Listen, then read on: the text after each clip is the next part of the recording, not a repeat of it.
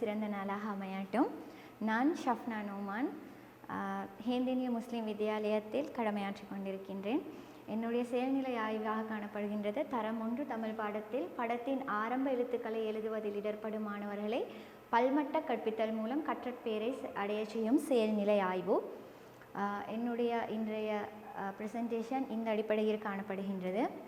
என்னுடைய ஆய்வு பிரச்சனையாக காணப்படுவது தரம் 1 தமிழ் பாடத்தில் படத்தின் ஆரம்ப எழுத்துக்களை எழுதுவதில் இடர்படும் மாணவர்களை பல்மட்ட கற்பித்தல் மூலம் கற்றற்பேரை செய்யும் செயல்நிலை ஆய்வு. என்னுடைய ஆய்வு பின்னணியாக இருப்பது என்னவென்றால், நான் மத்திய மாகாணத்தில் ஒரு சிறிய பாடசாலையில் தரம் 1 வகுப்பாசிரியராக கடமையாற்றிக் கொண்டிருக்கின்றேன். தரம் 1 தமிழ் பாடத்தில் R1W1 அதாவது பொறுமுறையை அனுசரித்து எழுதுவார் வாசிப்பார் என்னும் தேர்ச்சியின் கீழ் படத்தின் உதவியுடன் ஆரம்ப எழுத்துக்களை வாசிப்பார் எழுதுவார் எனும் கற்றற்பேரை நான் வகுப்பில் கற்பிக்கும் போது எனது வகுப்பில் உள்ள 10 மாணவர்களில் சில மாணவர்கள் இடர்பாட்டை எதிர்நோக்கினர். இந்த இடர்பாட்டை இல்லாமல் செய்து எவ்வாறு கற்றற்பேரை அடைய செய்யலாம் என்பதே என்னுடைய ஆய்வு பின்னணியாக காணப்படுகின்றது. இந்த ஆய்வு பின்னணிக்குரிய சில நோக்கங்கள், இந்த ஆய்வை செய்வதற்குரிய சில நோக்கங்களாக நான் கண்டது என்னவென்றால், காட்டப்படும் படத்தின் முதல் எழுத்துக்களை இனங்காண்பதில் காணப்படும் சிக்கல்களை நீக்குதல். உதாரணமாக, மாணவர்களுக்கு ஒரு படம் காட்டப்பட்டால் அணில் எனும் படம் காட்டப்படும் போது மாணவர்கள் அதனுடைய எழுத்து ஆ என்பதை கூற வேண்டும். அவ்வாறு சில மாணவர்களுக்கு அந்த ஆ ஆ ஆகிய 2 எழுத்துக்களுக்கும் இடையிலுள்ள சில இனங்காண்பதில் சில இடர்பாடுகளை மாணவர்கள் எதிர்நோக்கினர். இவ்வாறான சிக்கலை இல்லாமல் செய்வது என்னுடைய ஆய்வின் நோக்கமாக இருக்கின்றது. அடுத்தது, ஆரம்ப எழுத்துக்களை எழுதும் போது அதனுடைய திசைமுகம் அமைப்பிற்கேற்ப சரியாக எழுத வேண்டும். தமிழ் எழுத்துக்களை எடுத்துக்கொண்டால் ஒவ்வொரு எழுத்துக்களுமே ஒவ்வொரு வகையான திசை முகத்திற்கும் அவனுடைய அமைப்புக்கும் அடிப்படையில் எழுதப்பட வேண்டும். ஆனால் சில மாணவர்கள் ஆ அதாவது ஓ போன்ற எழுத்துக்களை எழுதும் போது அதில் இடர்பாடுகளை நான் உணர்ந்தேன். அவ்வாறான இடர்பாடுகள் இன்றி சரியான முறையில் எழுத்துக்களை எழுத வழிப்படுத்தல் என்பது நோக்கமாக காணப்படுகின்றது. அத்தோடு சில படங்களை காட்டும் போது படத்தை அறிந்திருந்தாலும் அந்த படத்திற்குரிய முதல் எழுத்து என்பதை இனங்கண்டு அதனை எழுதுவதில் சில மாணவர்கள் இடர்பட்டனர். அவ்வாறான இடர்பாடுகளையும் நீக்குவதாக காணப்படுகின்றது. அத்தோடு இறுதியான என்னுடைய நோக்கமாக காணப்படுவது, வகுப்பில் எல்லா மாணவர்களையும் கற்றற்பேரை அடைய செய்வதனூடாக என்னுடைய ஆசிரியத்துவ வாண்மை விருத்தியை அதிகரித்து கொள்ளல் என்ற வகையில் என்னுடைய செயல்நிலை ஆய்விற்கு நான் பல்மட்ட கற்பித்தல் அணுகுமுறையின் கீழ் என்னுடைய செயல்நிலைவு ஆய்வு காணப்பட்டது. இதனுடைய தேர்ச்சியாக நான் எடுத்துக்கொண்டது என்னவென்றால் R1W1 அதாவது பொறிமுறை அனுசரித்து எழுதுவார் வாசிப்பார். அத்தோடு கற்றற்பேறு எழுத்துக்களின் துணையுடன் படங்களை வாசிப்பார், முதல் எழுத்துக்களை எழுதுவார் என்பதே அதனுடைய கற்றற்பேராக காணப்பட்டது. இந்த பல்மட்ட கற்பித்தலுக்கு 3 வகையான நியதிகள் காணப்படுகின்றன. அதில் முதல் வகையான நியதி கற்றற்பேரை கூறாக்குதல், 2வது பாடத்தை திட்டமிடுதல், 3வது குழுக்கள். இந்த கற்றற்பேரை கூறாக்குதலை நாங்கள் ஸ்கேலிங் டவுன் த கரிக்குலம் என்று கூறுவோம். இன்றைய என்னுடைய செயல்நிலை ஆய்வுக்காக நான் என்னுடைய கற்றற்பேரை 3 வகையாக நான் கூறாக்கி கொண்டேன். அதில் முதல் 6 எழுத்துக்கள் முதல் தலையீடாகவும், அடுத்த 6 எழுத்துக்கள் அடுத்த 2வது தலையீடாகவும், இறுதி 6 எழுத்துக்களை 3வது தலையீட்டுகளும் கொண்டு வந்திருந்தேன். பாடத்தை திட்டமிடும் போது என்னுடைய பாடத்தில் அறிமுக செயற்பாடுகள் 3ம், பயிற்சி செயற்பாடுகள் 3ம், மதிப்பீட்டு செயற்பாடுகள் 3ம் கட்டாயமாக வழங்கப்பட வேண்டும். அது வழங்கப்பட்ட பின்னர் மதிப்பீட்டு செயற்பாடுகளின் அடிப்படையில் மாணவர்கள் குழுவாக்கப்படுவார்கள். குழுவாக்கப்பட்ட பின்னர் அவர்களுக்கு தேவையான நிலைநிறுத்த செயற்பாடுகள் மற்றும் பரிகார செயற்பாடுகள் வழங்கப்பட்டன.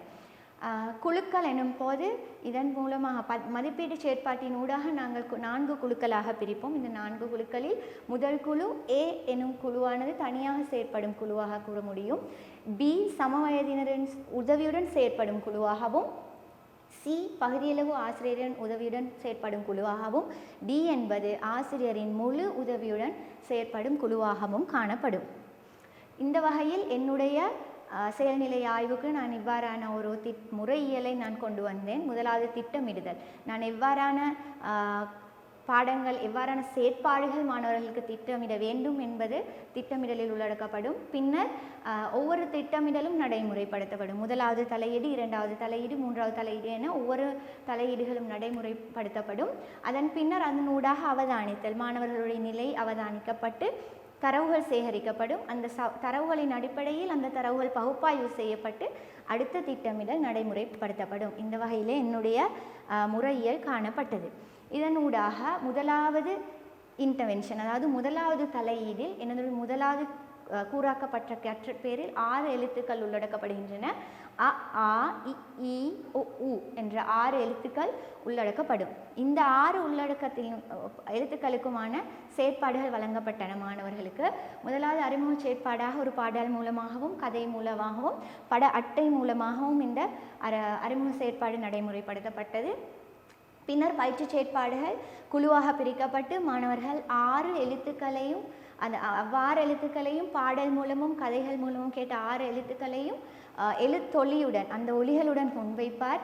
அடுத்ததாக அந்த 6 படங்களையும் எழுத்துக்களுடன் பொருத்துதல் போன்ற செயற்பாடு. அடுத்ததாக ஒரு குழு படத்தை காட்டும் போது அடுத்த குழு அதற்கான எழுத்தை காட்டுதல் போன்ற செயற்பாடுகள் அந்த பயிற்சி செயற்பாட்டில் இடம்பெற்றன. அடுத்ததாக மதிப்பீட்டு செயற்பாடு. மதிப்பீட்டு செயற்பாடு 3 செயற்பாடுகள் வழங்கப்பட்டது. அந்த 3 செயற்பாட்டிலேயும் முதலாவது செயற்பாக படத்தை காட்டும் போது அதற்கான எழுத்தை கூறுதல், அதே எழுத்தின் உதவியுடன் அந்த படத்தை வாசித்தல், அதன் பின்னர் படத்திற்குரிய முதல் எழுத்தை அதன் அமைப்பு கேட்ப சரியாக எழுதுதல். இந்த செயற்பாடுகள் வழங்கப்பட்ட பின்னர் எனக்கு 4 குழுக்களாக பிரிக்கப்பட்டனர் மாணவர்கள்.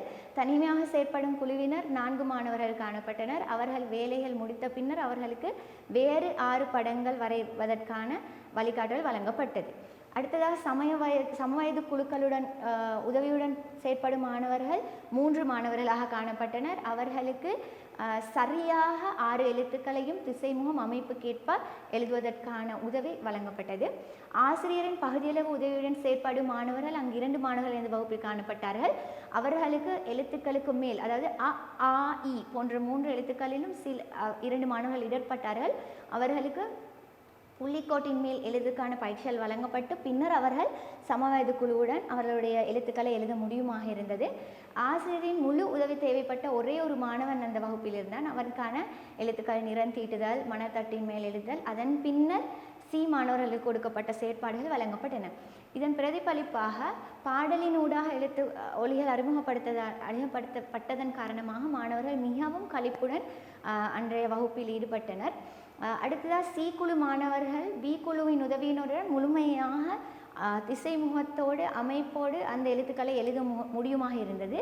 டி குழு மாணவர்கள் பயிற்சியின் பின்னர் ஆசிரியரின் பகுதி அளவு உதவியுடன் அவர்களை எழுத்துக்களை சரியான முறையில் எழுத முடியுமாக இருந்தது. அடுத்ததாக என்னுடைய செகண்ட் இன்டர்வென்ஷன் இரண்டாவது தலையீடு கூறாக்கப்பட்ட இரண்டாவது கற்றற்பேராக காணப்பட்டது. ஏ ஐ ஓ ஔ என்ற 6 எழுத்துக்களும் இதில் உள்ளடக்கப்படுகின்றது. அதிலும் பாடல் மூலம் எழுத்தட்டைகள் பட அட்டைகள் மூலம் அறிமுக செயற்பாடுகள் செய்யப்பட்டன.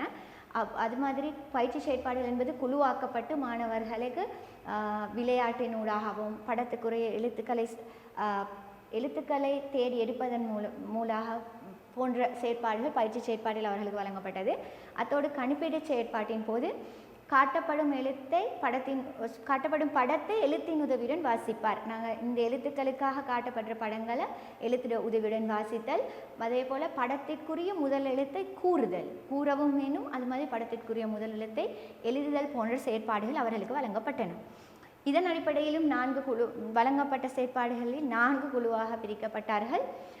இதில் முதலாக தனியாக செயற்படும் சுயாதீனமாக செயற்படும் குழு என்பதில் 3 மாணவர்கள் உள்ளடக்கப்பட்டார்கள். அவர்களுக்கு அதே சம்பந்தமான வேறு எழுத்துக்கள் வேறு படங்கள் வரைந்த ஆரம்ப எழுத்துக்களை எழுதும் செயற்பாடு வழங்கப்பட்டது.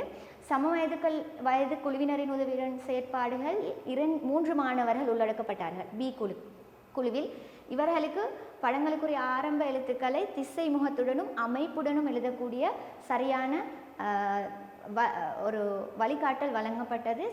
தனியாக செயற்படக்கூடிய மாணவர்களின் வழிகாட்டலுடன் இவர்கள் எழுதினார்கள்.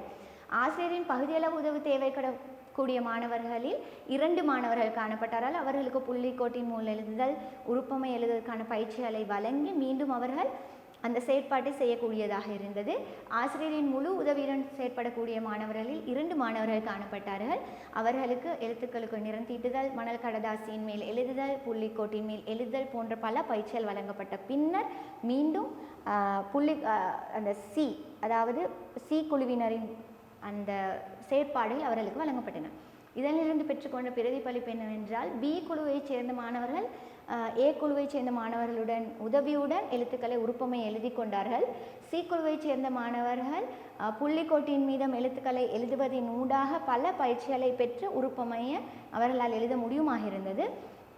டி குழுவை சேர்ந்த மாணவர்களுக்கு இன்னும் பயிற்சிகள் வழங்கப்பட வேண்டும். அதாவது அதில் உள்ள ஓ ஓ போன்ற எழுத்துக்களை எழுதுவதில் மிக சிரமப்பட்டதால் அவர்களுக்கு இன்னும் பயிற்சிகள் வழங்கப்பட வேண்டும் என்பது பாடசாலையிலும் வழங்கப்பட வேண்டும், வீட்டிலும் வழங்கப்பட வேண்டும் என்பதற்காக அது பற்றி பெற்றோர்களும் அறிவுறுத்தப்பட்டனர்.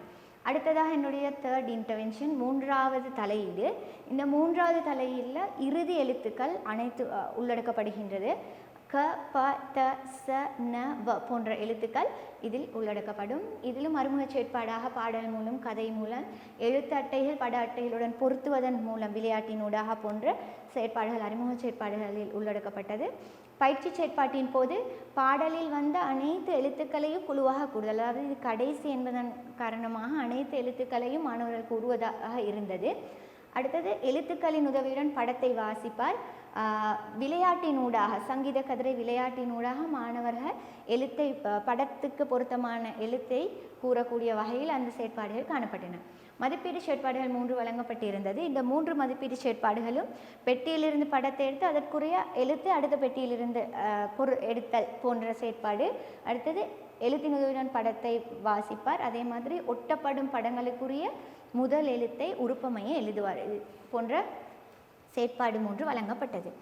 இந்த செயற்பாட்டின் அடிப்படையிலேயும் 4 குழுக்கள் பிரிக்கப்பட்டன. இதில் தனியாக செயற்படும் குழுவாக 5 மாணவர்கள் இருந்தார்கள்.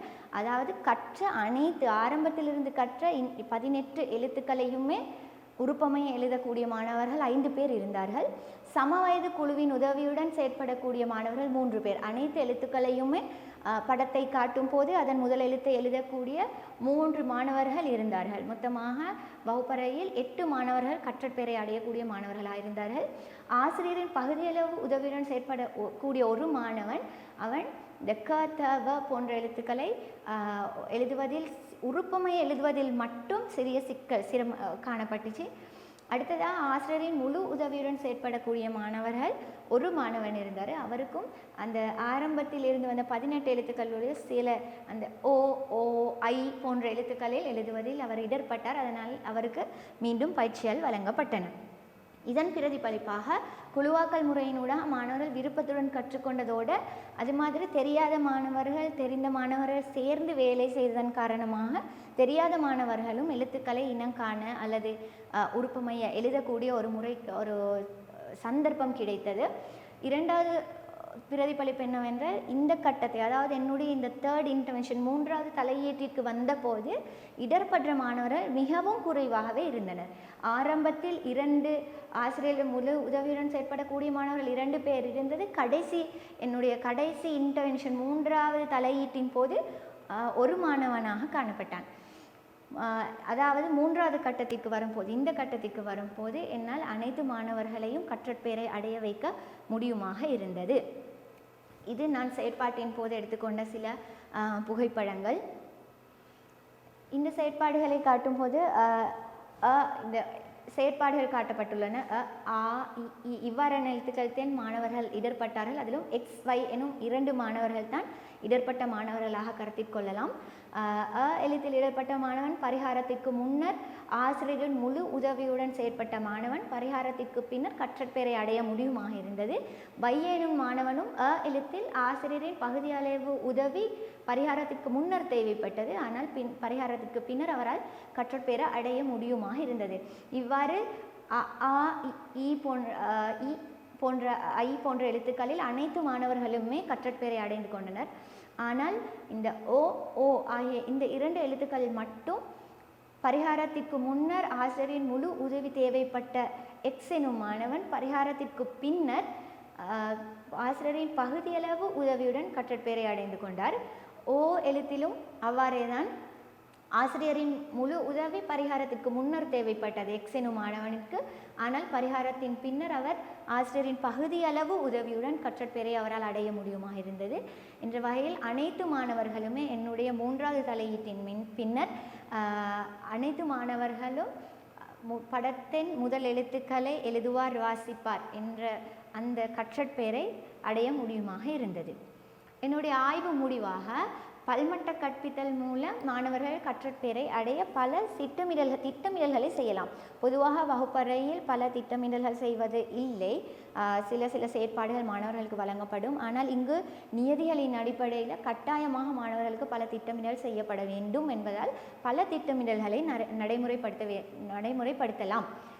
அடுத்ததாக வகுப்பில் பல நிலைகளும் உள்ள மாணவர்களுக்கு வித்தியாசமான திட்டங்களை நடைமுறைப்படுத்தலாம். ஒவ்வொரு வகுப்பறையிலையுமே அடைவு மட்டத்தில் வித்தியாசமான மாணவர்கள் இருப்பார்கள். இந்த பல்மட்ட கற்பித்தலில் எங்களுக்கு வித்தியாசமான மாணவர்களுக்கான வித்தியாசமான செயற்பாடுகள் வழங்கப்படுவதின் ஊடாக கற்றற்பெயரை அடைய வைக்கலாம். அதேபோல் வகுப்பறையில் இடர்படும் மாணவர்கள் கற்றற்பெயரை அடைய செய்வதற்கு பல்மட்ட கற்பித்தல் அணுகுமுறை மிகச்சிறந்தது. வகுப்பறையில் இருக்கும் நிலைநிறுத்தல், அதாவது மிகவும் சிறந்த மாணவர்கள், மீத்திறனுடைய மாணவர்களும் இருப்பார்கள், பரிகாரம் தேவைப்படக்கூடிய மாணவர்களும் இருப்பார்கள். அவ்வாறு இருக்கும்போது மாணவர்கள் அனைவருக்கும் செயற்பாடுகளை வழங்கக்கூடிய ஒரு சிறந்த அணுகுமுறை தான் இந்த பல்மட்ட கற்பித்தல் அணுகுமுறை என்பதாகும். புதிய அணுகுமுறை கையாள்வதன் மூலம் ஆசிரியத்துவ வான்மை மிர்த்தியை அதிகரித்து கொள்ளலாம். புதிய ஒரு அணுகுமுறை இந்த பல்மட்ட கற்பித்தல், அதாவது மல்டி லெவல் டீச்சிங் என்பது புதிய ஒரு அணுகுமுறை. இந்த அணுகுமுறையை நாங்கள் வகுப்பறைகளில் பிரயோகிப்பதன் ஊடாக ஆசிரியர் என்ற வகையில் எங்களுடைய வான்மை விருத்தியை அதிகரித்து கொள்ளக்கூடிய ஒரு சந்தர்ப்பம் எங்களுக்கு கிடைக்கின்றது. இதற்காக நாங்கள் பேராதனிய பல்கலைக்கழகத்தின் டாக்டர் ஏகநாயக்க அவர்களுக்கும், அடுத்ததாக யூனிசெஃப் நிறுவனத்தின் சுகத் அதிகாரம் அவர்களுக்கும், எங்களுடைய விரிவுரையாளர் மிஸ்டர் பாலஸ்ரீதரன் அவர்களுக்கும், முக்கியமாக இந்த செயல்நிலை ஆய்வை நாம் பாடசாலையில் செயற்படுத்துவதற்கு அனுமதி வழங்கிய எமது பாடசாலை அதிபர் அவர்களுக்கும் நன்றிகளை தெரிவித்துக் கொள்கின்றேன். நன்றி. தேங்க்யூ.